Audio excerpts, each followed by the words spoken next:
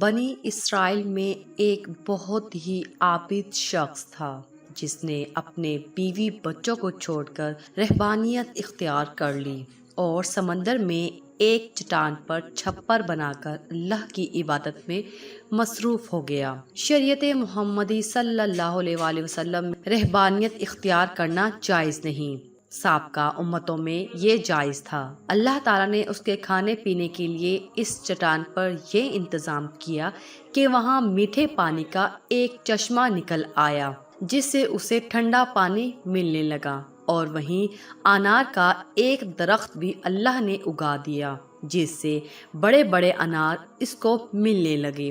وہ روزانہ ایک انار کھاتا اور ایک گلاس پانی پی لیتا اور سارا دن اور ساری رات عبادت میں مصروف رہتا۔ اس شخص نے 500 سال کا عرصہ اسی طرح گزار دیا۔ جب اس کے انتقال کا وقت آیا تو اس نے اللہ سے دعا مانگی کہ اے اللہ، میں ساری زندگی تیری عبادت میں گزری ہے، اب میرا آخری وقت آ پہنچا ہے۔ میری خواہش ہے کہ جب میری موت آئے تو میں سجدے کی حالت میں ہوں، اور میرے بدن کو تو قیامت تک محفوظ رکھنا تاکہ جب میں قیامت کے دن اٹھایا جاؤں تو سجدے کی حالت اٹھوں۔ اللہ رب العزت نے یہ دعا قبول کر لی اور سجدے ہی کی حالت میں اس کا انتقال ہوا۔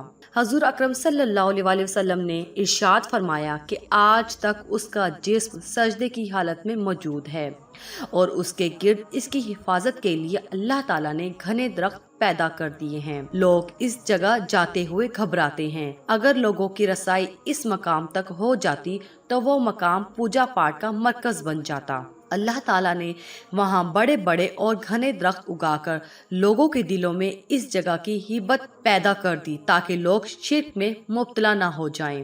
نبی کریم صلی اللہ علیہ وآلہ وسلم نے فرمایا کہ مرنے کے بعد بارگاہ الہی میں جب اس کی پیشی ہوئی تو اللہ تعالیٰ نے ارشاد فرمایا، میرے بندے، میں نے اپنے فضل و کرم سے تجھے بخش دیا، اور ملائکہ کو حکم دیا کہ میرے اس بندے کا نام جنت کے اعلیٰ مقام میں لکھ دو۔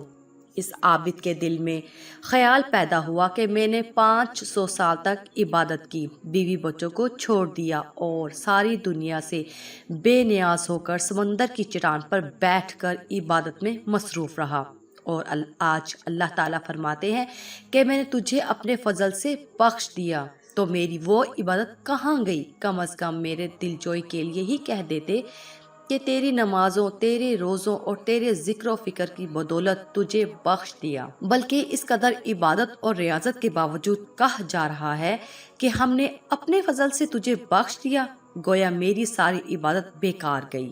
اللہ رب العزت جو دلوں میں پیدا ہونے والے خیالات کو بھی جانتا ہے، اس نے فرشتوں کو حکم دیا کہ بجائے جنت کی طرف لے جانے کے اسے جہنم کی طرف لے جاؤ، لیکن اسے جہنم میں داخل مت کرو، بلکہ جہنم سے 500 میل کے فاصلے پر رکھو، جہاں پر اس کو جہنم کی آگ کی تپش شدت محسوس ہو۔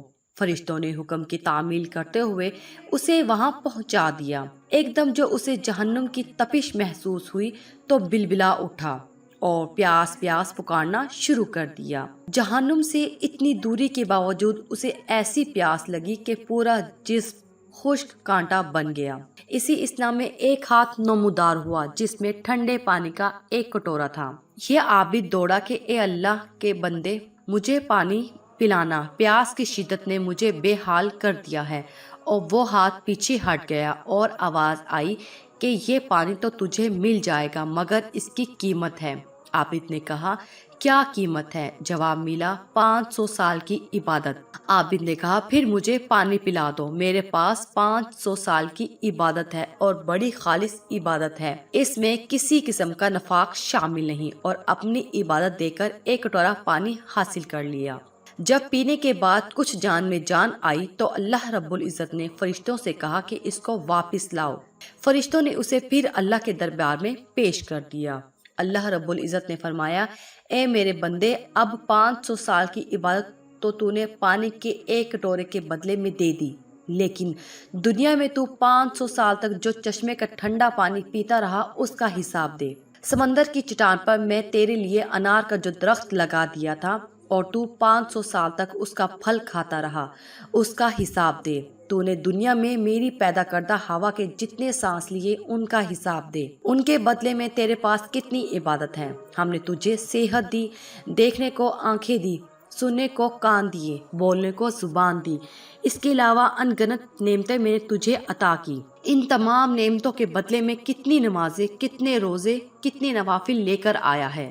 تو نے 500 سال تک اگر عبادت کی ہے تو اس عبادت کے لیے میں نے ہی تجھے طاقت اور ہمت عطا کی تھی۔ اس طاقت کے بدلے میں کتنی عبادت تیرے پاس ہے۔ تجھے عبادت کرنے کی طاقت ہم نے دی، ارادہ ہم نے دیا، توفیق ہم نے دی، دانا پانی ہم نے دیا، پھر بھی تجھے یہ دعویٰ ہے کہ میں نے بہت کچھ کیا اور آج اس کا بدلہ چاہتا ہے۔ ارے تو نے جو کچھ کیا وہ تو سب ہماری مہربانی سے کیا، بتا تو نے اپنی طرف سے کیا کیا، اگر کچھ ہے تو پیش کر۔ یہ سن کر عابد لرز گیا اور بارگاہ الہی میں عرض کیا، یا اللہ، بے شک نجات آپ کے فضل سے ہوتی ہے، کسی کے عمل سے نہیں ہوتی۔ عمل کی تو یہ قدر و قیمت ہے، 500 سال کی عبادت کرے اور بس ایک کٹورا پانی پی لے۔ اس واقعہ میں یہ نصیحت پوشیدہ ہے کہ انسان کو اپنی عبادت اور ریاضت پر مغرور نہیں ہونا چاہیے۔ اگر انسان کسی قدر عبادت کر لیتا ہے تو اسے اپنا کمال نہ سمجھے، اللہ تعالیٰ کا فضل و کرم سمجھے کہ اس نے اسے اپنے دربار میں آنے کی توفیق عطا کی۔ آپ نے دیکھا کہ 500 سال کی عبادت دھری کی دھری رہ گئی اور نجات کا ذریعہ اللہ کا فضل قرار پایا۔ اللہ کے فضل کی علامت انسان کا نیک عمل ہے۔ نیک اعمال اس حقیقت کو ظاہر کرتے ہیں کہ اس شخص پر اللہ کا کتنا فضل ہے، ورنہ اسے ہماری عبادت کی ضرورت نہیں۔ عبادت ہم اپنی بہتری کے لیے کرتے ہیں، بے شک اللہ بے نیاز ہے۔ ہماری اس ویڈیو کو لائک کیجیے، شیئر کیجیے اور پلیز دیا انفو کو ضرور سبسکرائب کیجیے۔ شکریہ۔